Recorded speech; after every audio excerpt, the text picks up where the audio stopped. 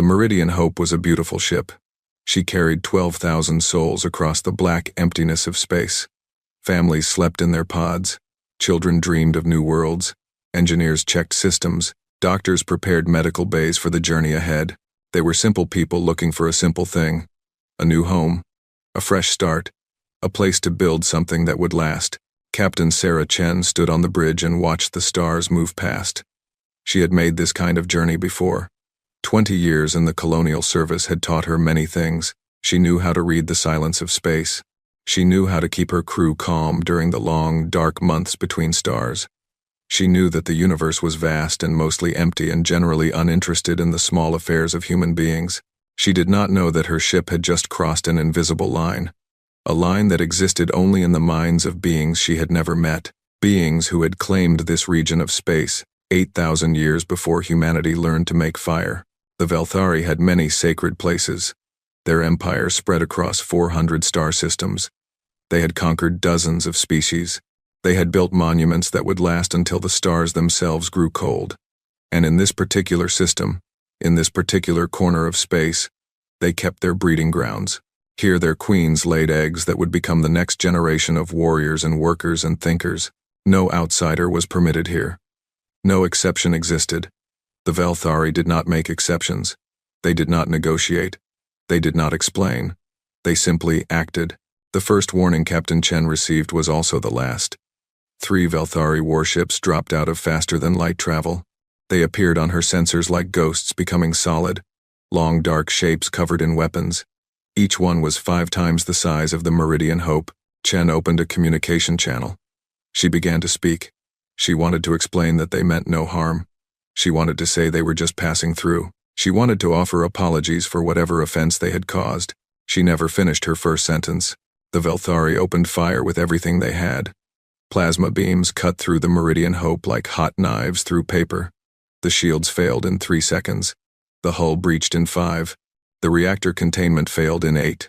12,000 people died in less than a minute. Families who had been sleeping peacefully were torn apart by explosive decompression. Children who had been dreaming of new worlds never woke up. Engineers and doctors and teachers and farmers and all the ordinary people who make up a society were reduced to frozen debris floating in the void. Captain Sarah Chen lived long enough to see her bridge crew die around her. She lived long enough to feel the cold of space rushing in. She lived long enough to understand that something terrible and incomprehensible had just happened. Then she was gone. And the Meridian Hope was nothing but scattered metal and frozen bodies and silence. The Velthari commander observed the destruction with satisfaction. His mandibles clicked together in the gesture his species used to express amusement. The human vessel had been small and weak and utterly unprepared. It had died as easily as every other inferior species that had wandered into sacred space. He recorded his report with the bored efficiency of someone completing routine paperwork. Unauthorized vessel detected. Unauthorized vessel destroyed. No Velthari casualties. Sacred space secured. Report complete. He did not bother to investigate who these beings were. He did not care where they came from or where they were going. They were vermin. They had been exterminated. That was all that mattered. The report traveled through Velthari channels until it reached the High Council. 12 ancient beings who had ruled their empire for centuries. They read the report with the same lack of interest their commander had shown. Another minor species had made a mistake. Another minor species had paid the price. The universe continued as it always had. They did not know that they had just started a war. They did not know that the frozen debris floating in their sacred system would be the spark that lit a fire across the galaxy. They did not know that the small, weak beings they had dismissed as vermin would soon become the greatest threat their empire had ever faced. But they would learn. In time, they would learn. The news reached human space 3 weeks later. A patrol vessel following the Meridian Hope's planned route found the debris field. They found the frozen bodies.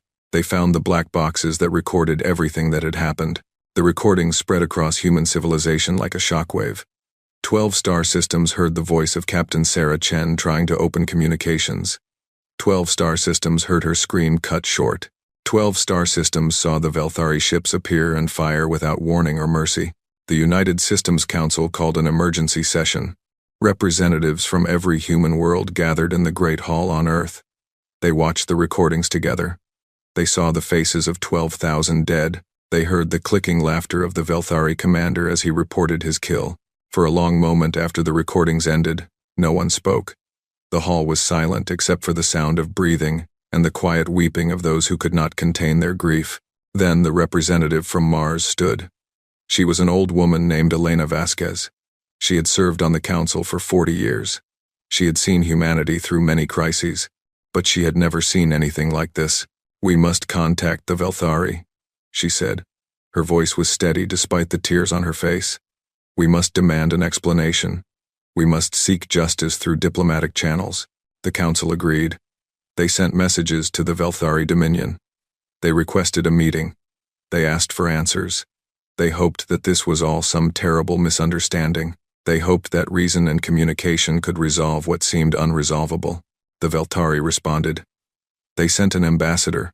Ambassador Crix arrived on Earth with a security detail of 20 warriors. He was tall for his species, nearly 3 meters of hard shell and sharp edges. His compound eyes reflected the light of the council chamber as he strode to the center of the floor. He did not bow. He did not offer greetings. He did not apologize. Instead, he activated a holographic projector. The recording of the Meridian Hope's destruction played again. But this time, it was different. This time, the Velthari commander's clicking laughter was amplified. This time, the recording played on loop, showing the same deaths again and again. Ambassador Crix watched the human representatives as they witnessed this display. He saw their faces twist with grief and horror. He saw some of them look away. He saw others stare with growing rage, and his mandibles clicked together in that same gesture of amusement. "You wish to know what happened," he said. His voice was translated by machines, but the contempt needed no translation. "Now you know. Your vessel violated sacred space. Your vessel was destroyed. This is the law of the Dominion. This has been the law for 8,000 years. Representative Vasquez stepped forward. Her grief had transformed into something harder now, something colder. "Those were civilians," she said. "Families, children. They meant no harm. They did not know your laws." "Ignorance is not a defense," Ambassador Crix replied. "The Dominion does not explain itself to lesser species. The Dominion does not negotiate with vermin." The word hung in the air. Vermin. 12,000 people reduced to a pest control report. "We demand justice," Vasquez said. "We demand reparations. We demand assurance that this will never happen again." Ambassador Crix made a sound that the translators could not quite capture. It might have been laughter. It might have been something worse. "You demand nothing," he said. "You are small. You are weak. You control 12 systems while we control 400. Your entire species could be erased from existence in a single military campaign. Be grateful that we only took 12,000. Annoy us again, and we will take 12 billion. He turned and walked toward the exit.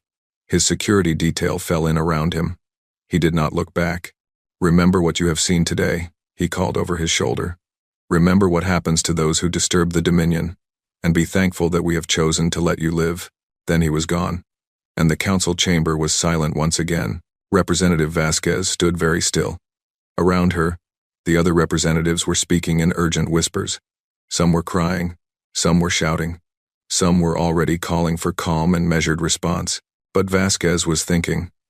She was thinking about the recordings. She was thinking about the laughter. She was thinking about 12,000 frozen bodies floating in the darkness of space, and she was thinking about something else. Something that the Velthari did not understand. Something that ran deeper than politics or diplomacy or fear. Humanity had not become a spacefaring species by accepting defeat. They had not spread across 12 star systems by bowing to those who called them vermin. They had not survived ice ages and plagues and world wars and nuclear threats by surrendering to bullies. There was something in the human species, something old, something fierce, something that had been sleeping during the peaceful years of expansion and growth, something that was now beginning to wake. She walked to the central podium and called for order. The chamber slowly fell quiet. Every eye turned to her. "The Velthari have made their position clear," she said. "They believe we are weak.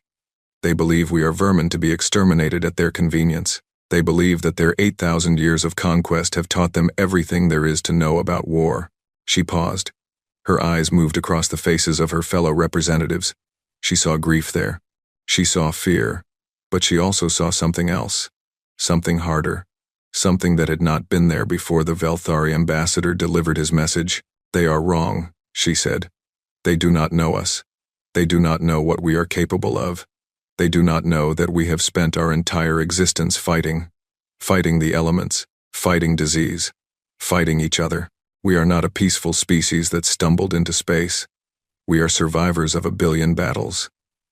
We carry war in our blood." She took a deep breath. The next words would change everything. There would be no going back. "I call for a vote," she said. "The United Systems Council must decide how to respond to this unprovoked attack on our people. The options are two. We can bow our heads and accept that we are vermin in the eyes of the Velthari, or we can show them what vermin can do when they have nothing left to lose." The vote was unanimous. Every single representative raised their hand for war. There was no debate. There was no discussion. There was only the cold, hard certainty that some actions cannot be forgiven, some insults cannot be ignored. Some deaths must be answered. The Velthari Dominion received the declaration of war 3 days later. Ambassador Crix was said to have laughed when he heard the news. A species with 12 systems declaring war on an empire of 400. It was absurd. It was suicide. It was the funniest thing he had heard in centuries. He stopped laughing eventually. They all did, because the Velthari had made a mistake. A terrible mistake. They had judged humanity by their size and their technology, and their apparent weakness. They had not bothered to study human history. They had not read about the world wars and the genocides and the endless conflicts that had shaped the human species. They had not understood that humans had been forged in the fire of constant struggle, and they did not understand the most important thing of all. The thing that would become clear in the months and years ahead. The Velthari had awakened something. Something dark. Something patient. Something that had been waiting in the depths of human nature since the first ancestor picked up a rock and realized it could be used as a weapon. They had started a war, but they had no idea what war truly meant. They had no idea what humans would do. They had no idea what they would discover, and by the time they understood, it would be far too late. The frozen bodies of the Meridian Hope still floated in the sacred space of the Velthari breeding grounds. 12,000 silent witnesses to the beginning of the end. 12,000 ghosts, waiting for justice. They would not wait long. 6 months had passed since the declaration of war.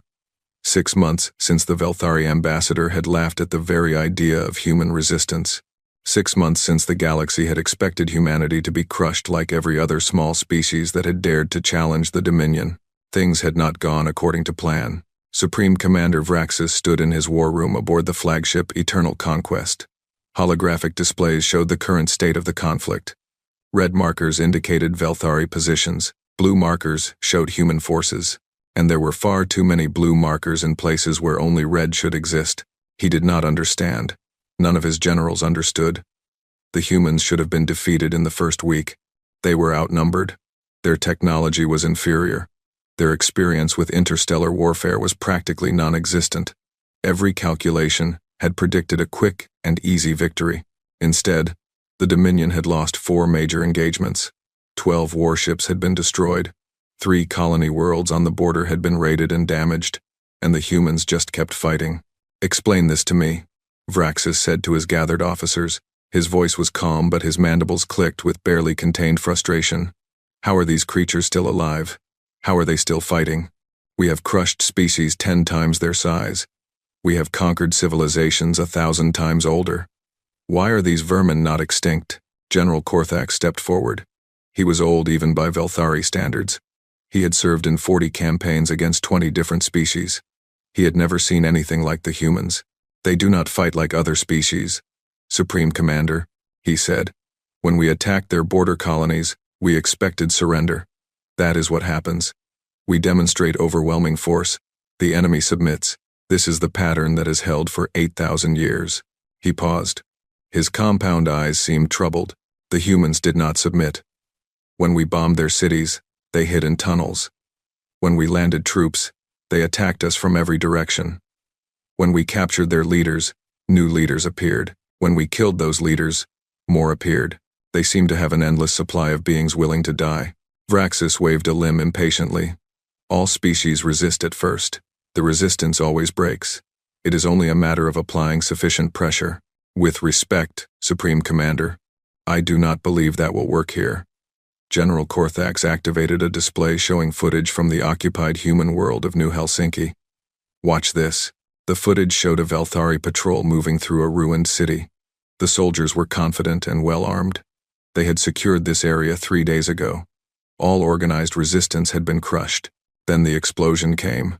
A human emerged from beneath the rubble and detonated something strapped to his chest. The blast killed the human instantly and took 4 Velthari warriors with him. This is not an isolated incident, Korthax continued. We have recorded over 200 similar attacks. Humans who strap explosives to their bodies and throw themselves at our forces. They trade one life for several. It is mathematically inefficient, but deeply disturbing. Another officer spoke up. We captured several humans after the Battle of Proxima. I supervised their interrogation. I have interrogated prisoners from 30 different species. I know how to break the will of any sentient being. He fell silent for a moment. When he spoke again, his voice was quieter. I could not break them. No matter what we did to them, they refused to provide useful information. One of them managed to kill himself by smashing his head against the wall of his cell. Another attacked a guard with her bare hands despite knowing it meant certain death. They do not behave like rational beings. They do not weigh survival against resistance. They simply resist. Vraxis absorbed this information. It made no sense to him. The Velthari were a practical species. They understood cost and benefit. They understood that survival was the primary goal of all intelligent life. They understood that resistance ended when the cost became too high. But the humans did not seem to understand this. Or perhaps they understood it and simply did not care. There is something else, Supreme Commander, General Korthax said. He pulled up another display. I took the liberty of studying human history. I thought it might explain their behavior. The display showed images and data from human records. Wars, endless wars. Humans fighting humans across thousands of years of recorded history. Battles over land, battles over resources, battles over ideas. Battles that seemed to serve no practical purpose at all. They have been at war with themselves since before they developed writing, Korthax said. Their entire civilization is built on conflict. They have killed hundreds of millions of their own kind. They have developed weapons capable of destroying their entire planet, and they have used those weapons on each other. He let that sink in. We are not their first enemy, Supreme Commander. We are merely their newest. And they have been preparing for enemies like us since before our ancestors crawled from the spawning pools. Vraxis stared at the display for a long time. The weight of what he was seeing slowly settled on his shell. What are you suggesting, General? I am suggesting that we have made a grave miscalculation. These are not vermin. These are predators. Apex predators who have been sharpening their claws on each other for millennia. And we have given them something they have never had before. What is that? Unity. A common enemy. Something to fight that is not themselves. Korthax's voice was grim. We have united a species that was only ever dangerous to itself. We have given them a target for all that violence they have been practicing on each other, and I do not believe they will stop until one of us is extinct. The room was silent. The weight of the general's words pressed down on everyone present. Then the communication officer spoke. Supreme Commander, we have received word from the 4th Fleet.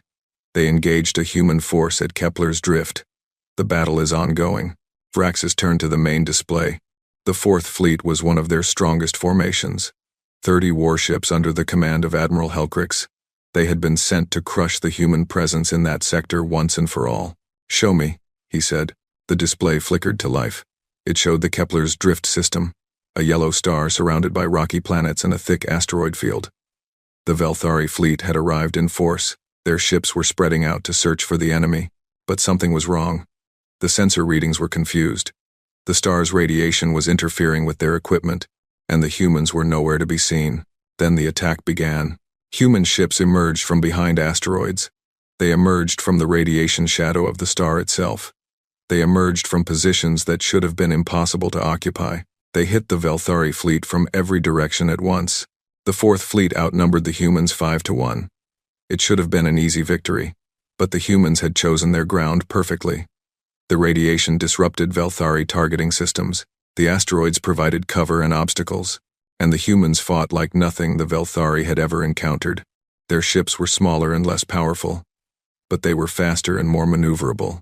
They darted between the larger Velthari vessels, striking at weak points and then disappearing before the counterattack could land. When Velthari ships tried to concentrate fire, the humans scattered. When the Velthari scattered to give chase, the humans regrouped and struck again. It was not elegant. It was not honorable. It was brutal and chaotic and absolutely devastating. Vraxis watched as one Velthari ship after another fell silent. He watched as Admiral Helcrix's flagship took multiple hits and began to drift. He watched as the proud Fourth Fleet was torn apart by an enemy half their size. In 2 hours, it was over. The humans had lost 8 ships. The Velthari had lost 19. Admiral Helcrix was dead. The survivors were retreating in disarray. The humans did not pursue. They collected their dead and their disabled vessels, and they withdrew. They had achieved their objective. They had proven a point. Vraxis turned off the display. His officers stood in shocked silence. "This changes nothing," he said. But even he could hear the uncertainty in his own voice. "They won one battle. We will win the war. We have the numbers. We have the resources. We have the experience." No one responded. No one dared to voice what they were all thinking. That maybe, just maybe, none of that would matter. That maybe they had started a war they could not finish. The news of Kepler's drift spread across the galaxy. Other species watched with growing interest. The Velthari had never lost a major engagement. They had never been bloodied like this. And the species that had done it was one that no one had heard of a year ago. The galactic observation posts recorded everything. They noted the human tactics. They noted the Velthari response. They noted the casualty ratios and the strategic implications.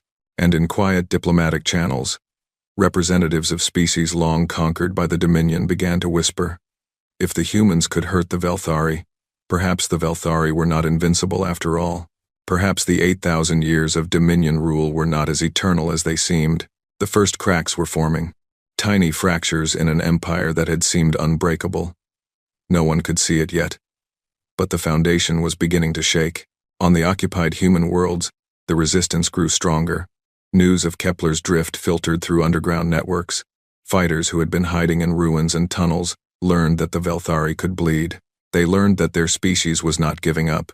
They learned that the war was being fought and won. And they fought harder. The Velthari garrison commander on New Helsinki reported that attacks had tripled in the week following Kepler's drift. His forces were being stretched thin. He requested reinforcements. The garrison commander on Horizon's Edge reported similar problems. The humans there had begun destroying their own infrastructure rather than let the Velthari use it. They were burning their crops, poisoning their water supplies, making the occupation as costly as possible. On Terra Nova, the entire civilian population had retreated into the planet's extensive cave systems. The Velthari controlled the surface, but the humans controlled the darkness beneath, and at night, they emerged to hunt. It was not supposed to be like this. Conquered species were supposed to accept their defeat. They were supposed to bow their heads and serve their new masters. They were supposed to be grateful that they had been allowed to survive. The humans had clearly not received this message. Supreme Commander Vraxis sat alone in his quarters after dismissing his officers. He stared at a blank wall and thought about the war. He thought about the dead of the Fourth Fleet. He thought about the endless resistance on the occupied worlds. He thought about the strange, fierce creatures who seemed to prefer death to surrender.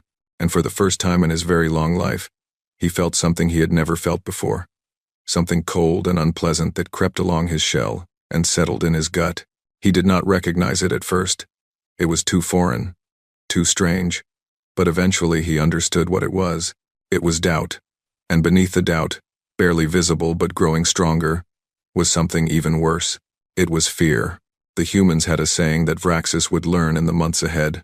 A saying that captured their strange relationship with conflict and survival. What does not kill me makes me stronger. The Velthari had failed to kill humanity in their first strike. They had failed to break the human spirit with their occupation. They had failed to crush the human military at Kepler's drift. And with each failure, with each passing day, the humans were growing stronger. The war had only just begun. But already, the shape of things to come was becoming visible. Already, the first whispers of what would follow were echoing across the stars. The Velthari had expected a quick extermination. What they got instead was something they could not have imagined. They got a real war, against a species that had been born for war. against an enemy who would never stop, never surrender, never forgive. And in the dark places of the galaxy, in the prison ships and the detention centers and the secret facilities that the Dominion maintained far from prying eyes, something else was waiting, something that the humans did not know about yet, something that would change everything, but that discovery was still to come. For now, the war continued, and the galaxy watched, and wondered, what kind of species fights like this? What kind of beings choose death over defeat? They would learn the answer soon enough, and when they did, they would understand why the Velthari had made the greatest mistake in their 8,000 years of existence. They had picked a fight with humanity, and humanity did not know how to lose. 2 years had passed since the war began. 2 years of blood and fire and death. The Velthari had committed everything they had to what they still called the human extermination campaign. But the humans refused to be exterminated. Instead, they pushed back. System by system, battle by battle. They learned from every defeat and came back stronger. They adapted their technology.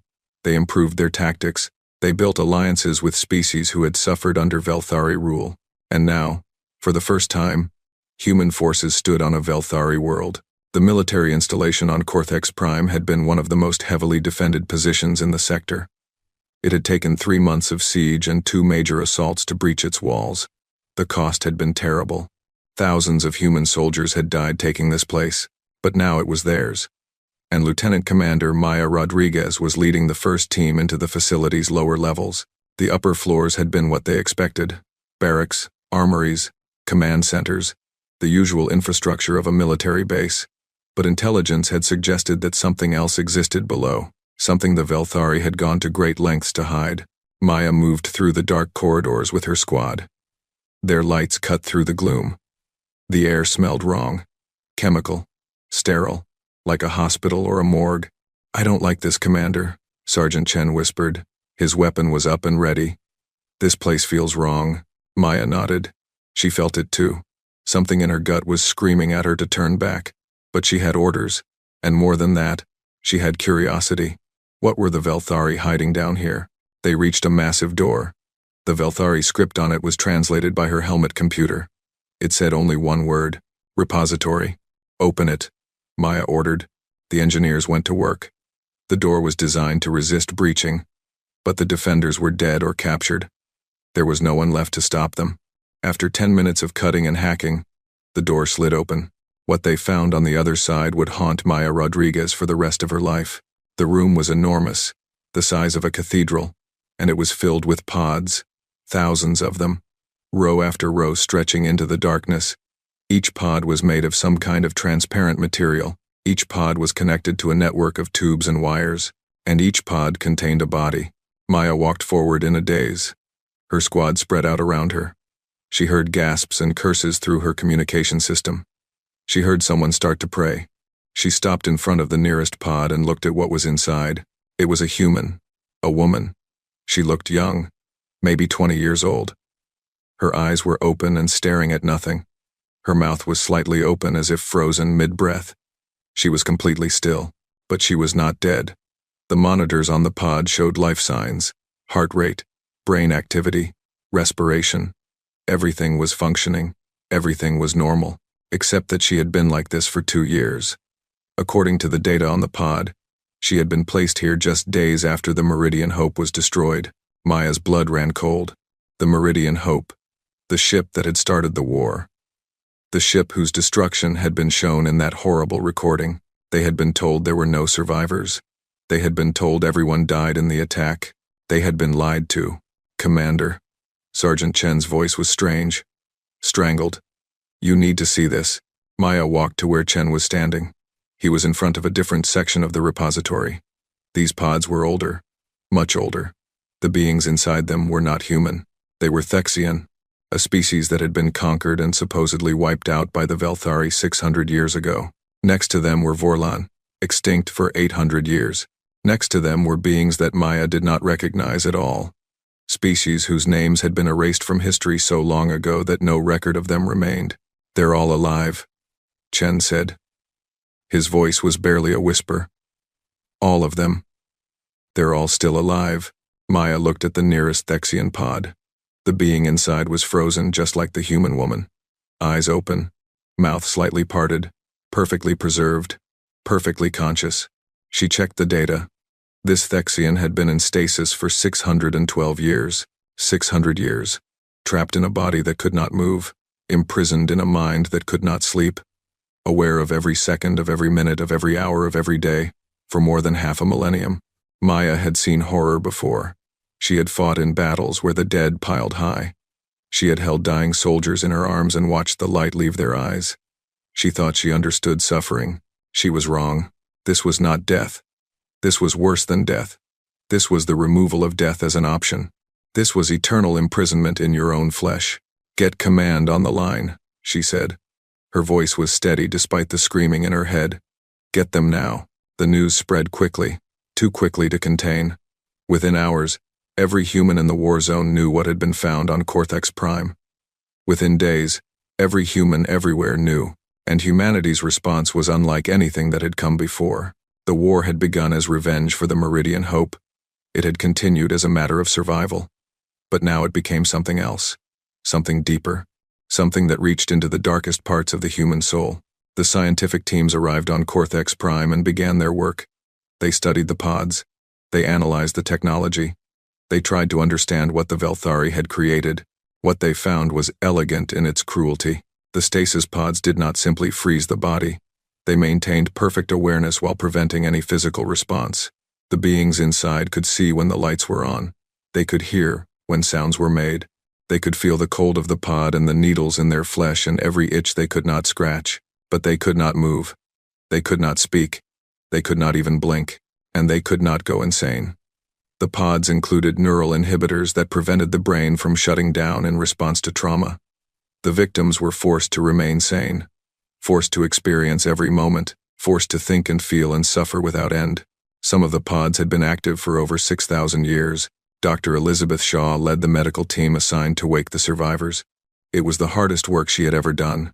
The first human they revived was the young woman Maya had found. Her name was Sarah Okonkwo.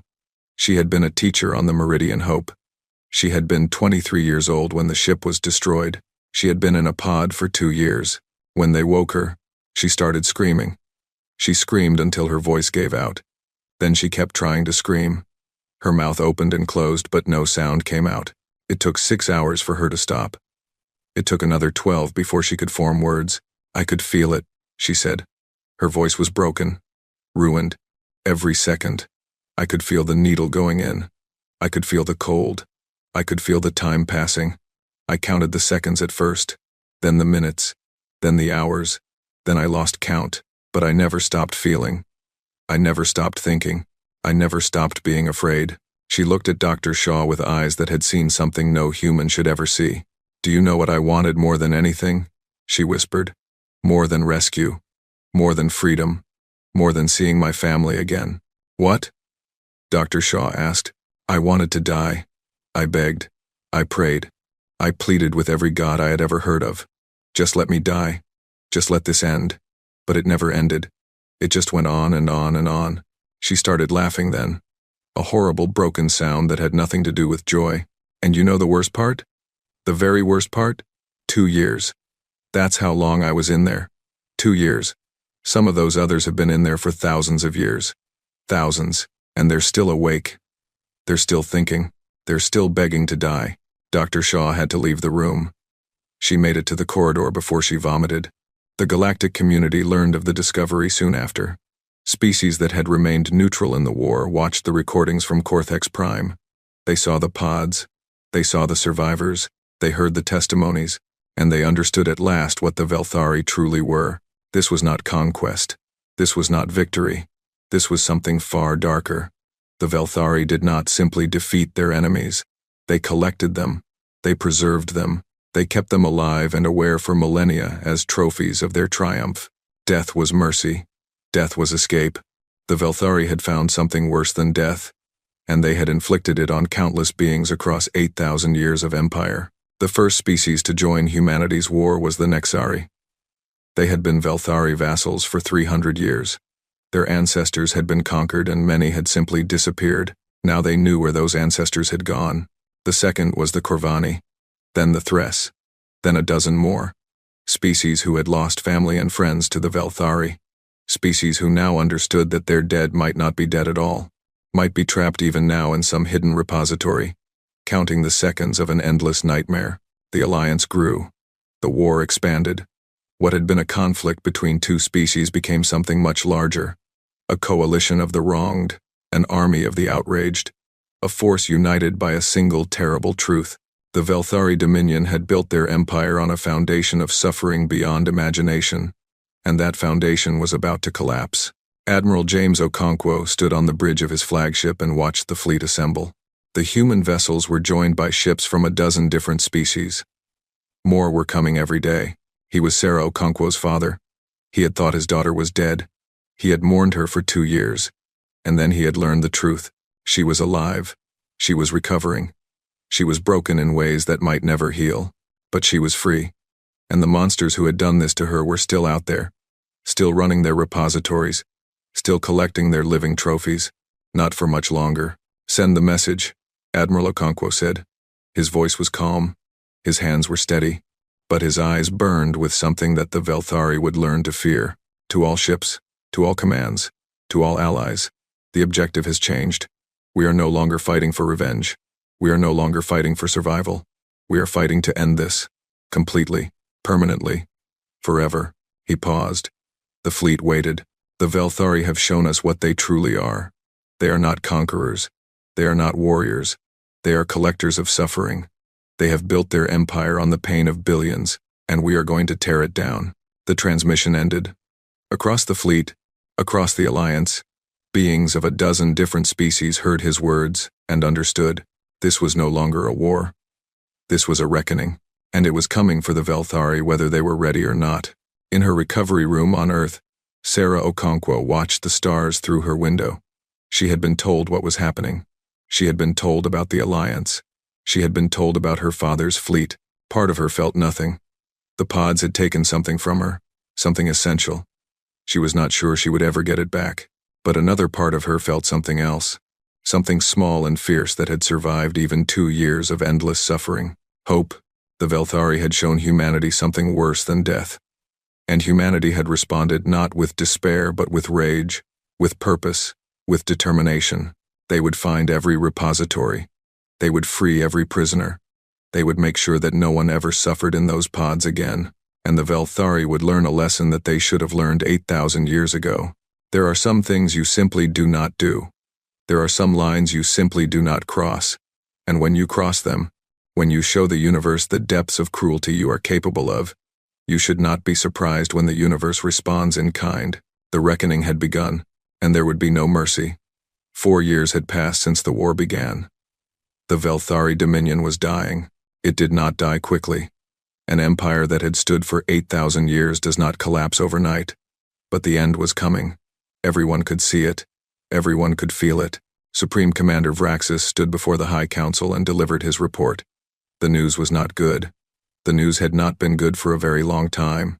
The Alliance forces have taken 17 more systems this month, he said. His voice was flat. Defeated. Our vassal species are in open revolt. The Nexari have joined the humans. The Corvani have withdrawn their support. The Thres are negotiating terms of surrender. The 12 ancient beings on the High Council listened in silence. They had ruled the Dominion for centuries. They had never known defeat. They had never imagined this moment. Our supply lines are cut, Vraxis continued. Our shipyards are under siege. Our recruitment pools are exhausted. The war has cost us 260 warships. We have 97 remaining. The humans and their allies have over 300. High Counselor Xaxith raised a limb. What of our special weapons, the planet killers, the bioweapons? Destroyed, Vraxis said. The humans made our weapons facilities their primary targets. They knew exactly where to strike. We believe our vassal species provided them with intelligence. Traitors, Xaxith hissed. After everything we gave them, after we elevated them from savagery to civilization, after we imprisoned their ancestors in stasis pods for centuries. You mean? Another counselor said quietly. This was Thresk, the youngest member of the council. Only 400 years old. He had opposed the war from the beginning. Xaxith turned on him with a snarl. You dare? "I dare to speak the truth," Thresk said. He stood and faced the chamber. "We did this to ourselves. We created the repositories. We filled them with living beings. We told ourselves we were preserving specimens for study. We told ourselves it was necessary. We told ourselves they were not really suffering because we had defined suffering in a way that excluded what we did to them." He gestured at the war display. The red of Dominion territory was shrinking. The blue of the Alliance was growing. But they knew. The beings in those pods knew exactly what was happening to them. And now the galaxy knows too. We are not falling because we are weak. We are falling because we are monsters, and no one wants to save monsters. The council chamber erupted in argument. Accusations flew. Old grudges surfaced. The unity that had held the Dominion together for millennia cracked and splintered. While they argued, the war continued. Admiral Okonkwo led the main Alliance fleet toward the Velthari homeworld. They had been fighting for 4 years. They had lost millions. They had freed hundreds of thousands from the repositories, and they were almost done. The last Velthari defense line held for 2 weeks. Then it broke. The defending fleet scattered or surrendered. The path to the Velthari homeworld lay open, but Okonkwo did not attack. Not yet. Instead, he ordered his communications officer to open a channel. Not to the Velthari military, not to the High Council, to everyone, to every Velthari citizen, on every world, to the entire population of the dying Dominion. "People of the Velthari Dominion," he said, "my name is James Okonkwo. I am the commander of the Alliance forces. I am also the father of Sarah Okonkwo, who spent 2 years in one of your repositories. 2 years of endless conscious suffering. 2 years of wishing for death that would not come."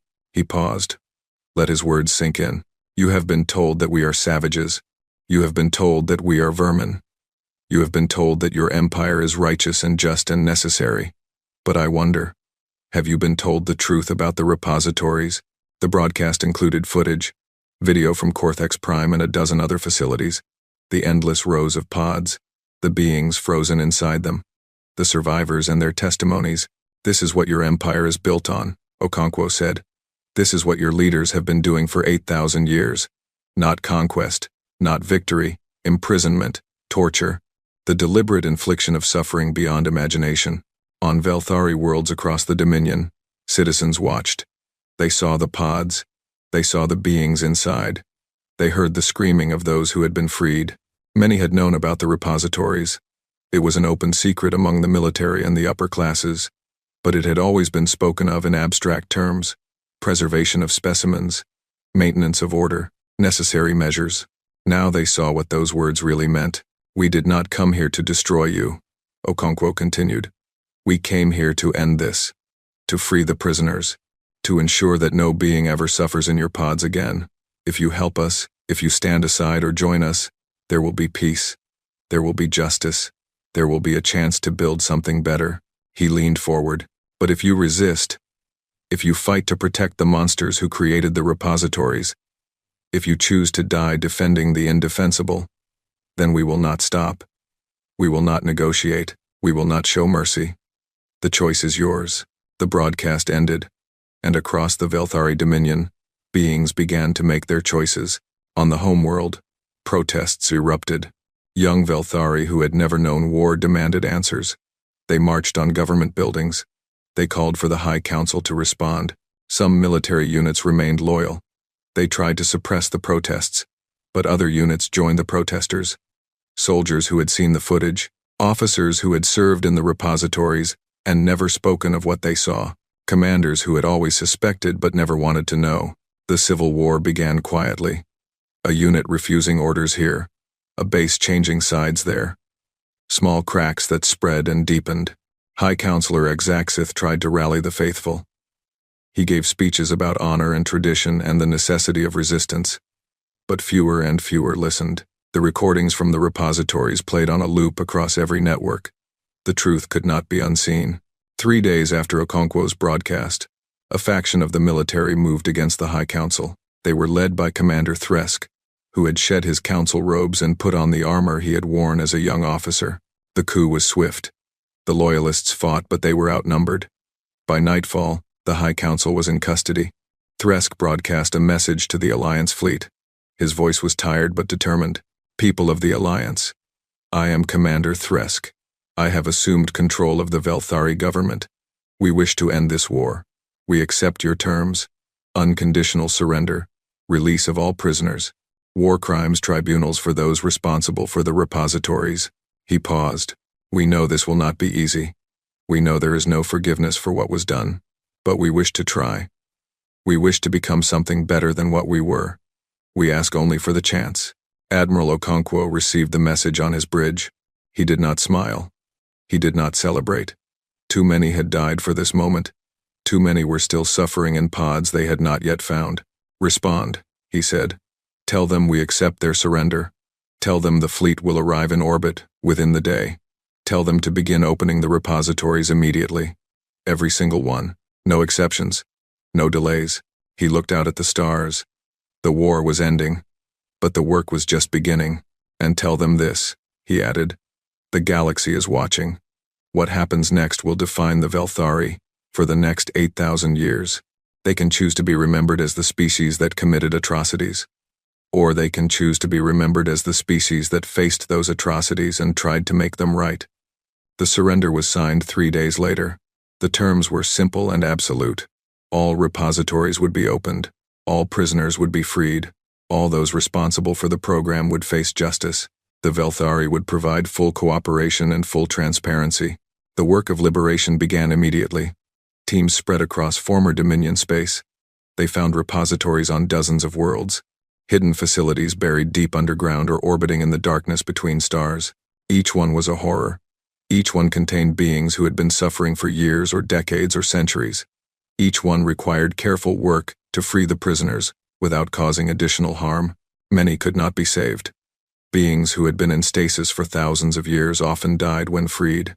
Their bodies had been preserved, but their minds had not survived the endless isolation. They woke screaming and did not stop until their hearts gave out. Others survived but were changed forever. The Thexian who had been imprisoned for 600 years woke into a universe he did not recognize. His species was extinct except for those found in repositories. His language was dead. Everything he had known was gone. He stood in the ruins of what had once been his homeworld and wept for 3 days straight. Then he dried his eyes and asked how he could help. Not everyone found healing. Some of the freed prisoners had been broken beyond repair. Some could not stop screaming. Some attacked anyone who came near them. Some found ways to end their lives despite every precaution. But some survived. Some found their way back to themselves. Some became advocates for the others.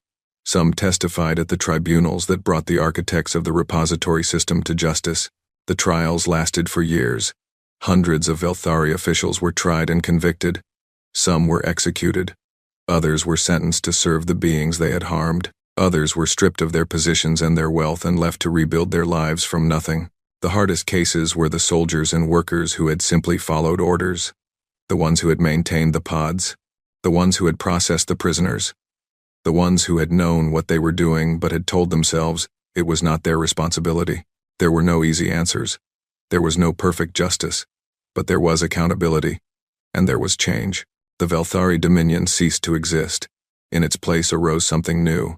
Something smaller and weaker, but perhaps something better. Former vassal species received independence. Territory was redistributed. The great empire that had stood for 8,000 years became a collection of smaller states trying to find their way forward. It was not a happy ending. Too much had been lost for that. Too much pain had been inflicted. Too many scars remained, but it was an ending.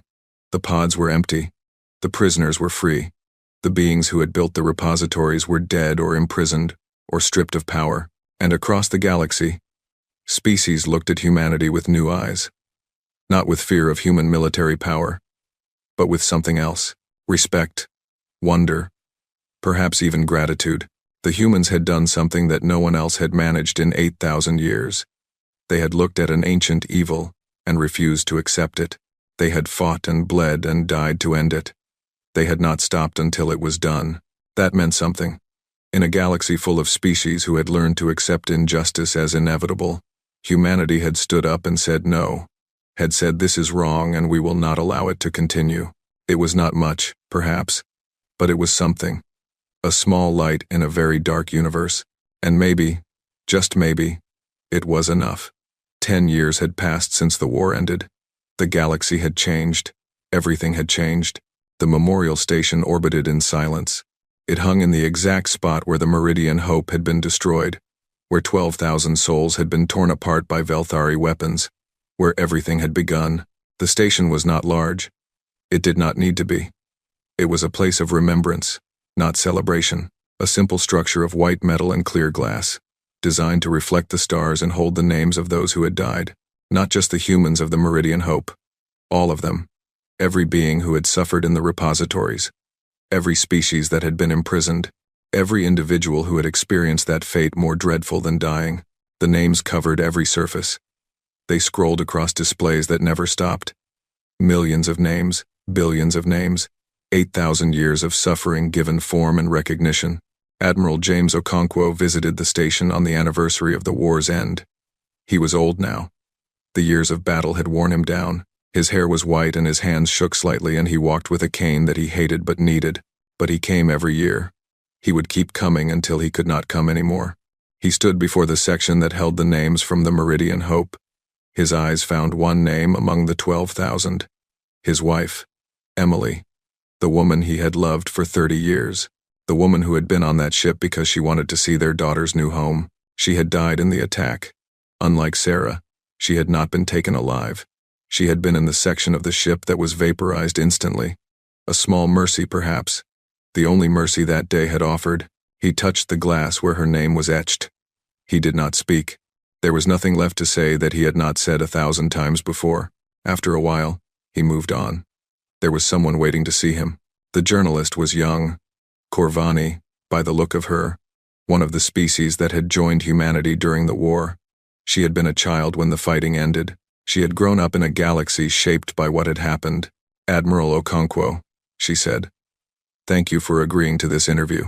He nodded and lowered himself into a chair.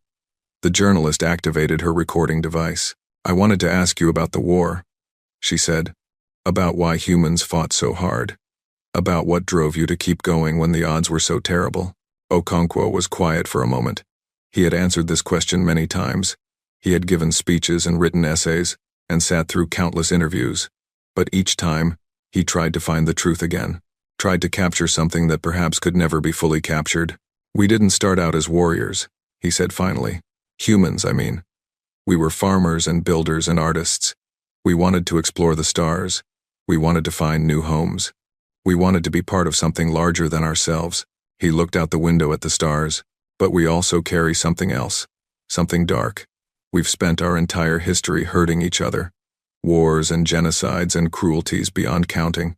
We've done terrible things to our own kind, things that still shame us. The journalist nodded. She had read human history. She knew what he meant. When the Velthari killed the Meridian Hope, they woke that dark thing up. They gave us an enemy that was not ourselves. They gave us a target for all that violence we had been practicing for millennia. He paused. But that's not why we kept fighting. That's not why we never stopped. We could have made peace after Kepler's drift. We could have negotiated a settlement after the first year. The Velthari would have been willing to give us terms, generous terms even. They just wanted us to stop. So why didn't you? Because we found the repositories. His voice grew hard, cold. Because we discovered what they were doing to their prisoners. Because we understood what that really meant. He turned to face the journalist directly. We know suffering. Humans know it intimately. We've inflicted it on each other for as long as we've existed. And we've learned something from that long, terrible history. We've learned that some things are worse than death. Some tortures go beyond the physical. Some prisons exist in the mind. He gestured at the memorial around them. The Velthari had perfected it. They had created the ultimate prison. Eternal conscious suffering with no escape. No madness to hide in. No death to end it. Just awareness. Forever. The journalist shuddered. She had seen the recordings from the repositories. Everyone had. When we learned that, something changed in us, Okonkwo continued. The war stopped being about revenge.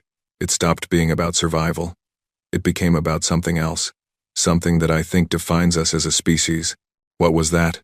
We couldn't accept it. His voice was simple. Quiet. Absolute. We looked at what the Velthari had created, and we could not accept that it existed. We could not live in a galaxy where that was allowed to continue. We could not be the kind of beings who knew about it and did nothing. He leaned forward. Other species might have negotiated, might have looked away, might have told themselves it was not their problem. But we couldn't. We have done terrible things in our history, but we have also spent that same history fighting against terrible things, fighting our own worst impulses, fighting for something better than what we were. And you won. We survived. We freed the prisoners. We ended the repository program. But I'm not sure we won. Winning would mean that those people didn't suffer. Winning would mean that the 8,000 years of torment never happened. That's not something we can ever achieve. He stood and walked to the window. The stars burned cold and distant. What we did achieve was simpler. We saw something evil, and we destroyed it. We made sure it could never happen again. That's all. That's everything. The journalist was quiet for a moment. Then she asked her final question. Do you have any regrets, Admiral? Okonkwo laughed. A bitter sound with no humor in it. I have a million regrets. Every soldier who died under my command. Every battle I could have fought better. Every moment I spent away from my daughter while she was recovering. Every night I lie awake wondering if there was another way. He turned back to face her. But do I regret the war? Do I regret what we did? No. Never. Some things are worth fighting for, no matter the cost. Some evils must be opposed, no matter the price. If we had looked at those repositories and done nothing, we would have stopped being human. We would have become something else. Something I don't want to imagine. He picked up his cane. Humanity has always been a contradiction, capable of great cruelty and great compassion, capable of terrible destruction and beautiful creation. We are not good. We are not evil. We are both, struggling against each other every moment of every day. But when we saw those pods, when we understood what was inside them, when we heard the screaming of those who had been freed, that was the moment. That was when we knew which side of our nature we had to choose. He walked toward the exit. We chose to fight. We chose to free them. We chose to end it. And whatever else we may be, whatever terrible things we have done and will do again, that choice is something I will never regret. The journalist watched him go. An old man walking slowly through a memorial to suffering. A warrior at the end of his war. She turned off her recorder and sat in silence for a long while. 3 months later, the interview was broadcast across the galaxy. It was watched by billions of beings on hundreds of worlds. It sparked discussions and debates and arguments that would continue for generations. But on one world, in one small building, one young being watched with particular attention. Her name was Kirith. She was Velthari. She had been born 6 years after the war ended. She had never known the Dominion. She had never seen a repository in operation. She had grown up in a different galaxy than her ancestors. She stood in a museum dedicated to the victims of the repository program. Around her were displays and recordings and artifacts from that terrible era. The names of the victims scrolled endlessly on screens that never went dark. She was 15 years old. She had come here on a school trip. Her teacher had explained what had happened, had shown them the recordings, had made sure they understood. Kirith did not fully understand. She was too young. She had not lived through it. She could not truly grasp what it meant to be trapped in one of those pods for centuries, but she was beginning to understand something else. She read the names on the walls. Thousands of them. Millions of them. Species she had never heard of. Languages she did not speak. Lives that had been stolen and suffering that had been inflicted by beings who looked like her, who shared her shell and her mandibles and her compound eyes. Her ancestors had done this. Her people had created the greatest horror in the history of the galaxy. They had imprisoned countless beings in eternal conscious torment, and they had called it victory. She felt something heavy settle in her chest. Shame, guilt, the terrible weight of inherited sin. But she also felt something else. Something that her teacher had talked about. Something that the human admiral had mentioned in his interview. Choice. Her ancestors had chosen to build the repositories. They had chosen to fill them with living beings. They had chosen to inflict suffering beyond imagination. But she could choose differently. She could learn from what they had done. She could understand why it was wrong. She could make sure that she never forgot. She could not undo the past. No one could. The suffering had happened. The dead were dead. The survivors were marked forever. But she could shape the future. She could be different. She could be better. She touched the wall where a human name was written. Sarah Okonkwo, the survivor whose testimony had been played at the trials. The woman who had spent 2 years counting seconds in the darkness. The teacher who had been taken from her students and her father and her life. Sarah Okonkwo was still alive. She lived on Earth now. She gave lectures sometimes. She talked about what had happened to her. She tried to make sure no one forgot. Kirith made a decision. When she was old enough, she would find Sarah Okonkwo. She would talk to her. She would listen to her story. She would try to understand, truly understand, what her ancestors had done, and then she would spend her life making sure it never happened again. This was the true legacy of the war. Not the battles or the victories or the treaties, but this. Young beings looking at old horrors and choosing to be better. Understanding spreading across generations. Memory becoming resolution. The memorial station continued to orbit in silence. The names continued to scroll across the screens. The stars continued to burn cold and distant, but something had changed. Something had shifted in the fabric of the galaxy. The humans had taught them all a lesson. A simple lesson that had taken a war to learn. There are fates worse than death, and there will always be someone willing to fight against them. The galaxy remembered.